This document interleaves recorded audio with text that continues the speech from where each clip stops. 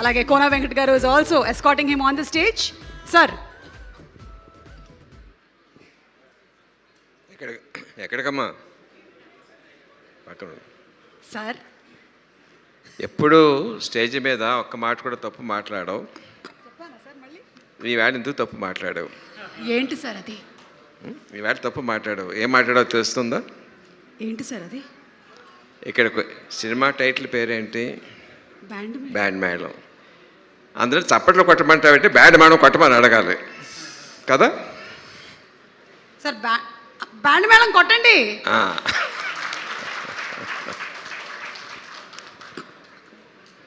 మామూలుగా musical instruments వాయించాలంటే guitar ఒకటి వాయించుకోవచ్చు, తబలా ఒకటి వాయించుకోవచ్చు, లేకపోతే హార్మోనియం వాయించుకోవచ్చు, ఫ్లూట్ వాయించుకోవచ్చు. బట్ 10 మంది వాయించాలంటే వాళ్ళందరి మధ్యన కోఆపరేషన్ కొహెషన్ ఉండాలి.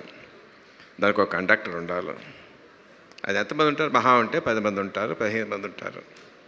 బట్ ఈ సినిమా అనే బ్యాండ్ మేడం కరెక్ట్గా వాయించాలంటే ఎంతోమంది ఆర్టిస్టులు, డైరెక్టర్లు, వాళ్ళ స్టాఫ్, ప్రొడ్యూసర్ వాళ్ళ స్టాఫ్, టెక్నీషియన్స్ 100-200 మంది ఉంటారు.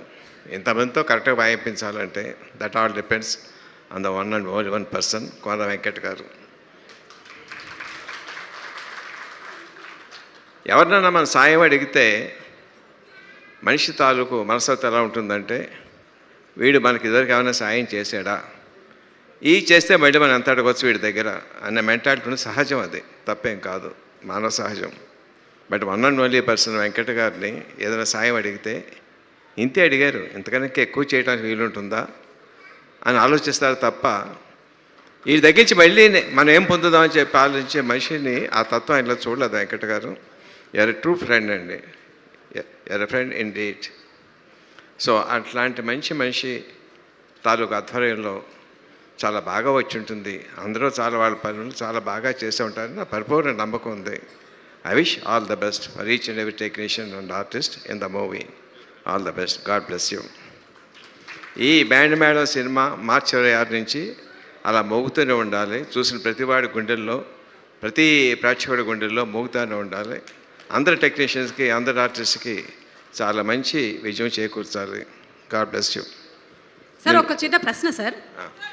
అంటే ఈ స్కూల్కి సంబంధించినటువంటి కథ, అమ్మాయి ఏమో బాగా చదువుకుంటుంది, అబ్బాయికి ఏమో అంతగా చదువు అవ్వలేదు. అంటే మన యాదగిరి రాజమ్మ సంగతి చెప్తున్నాను.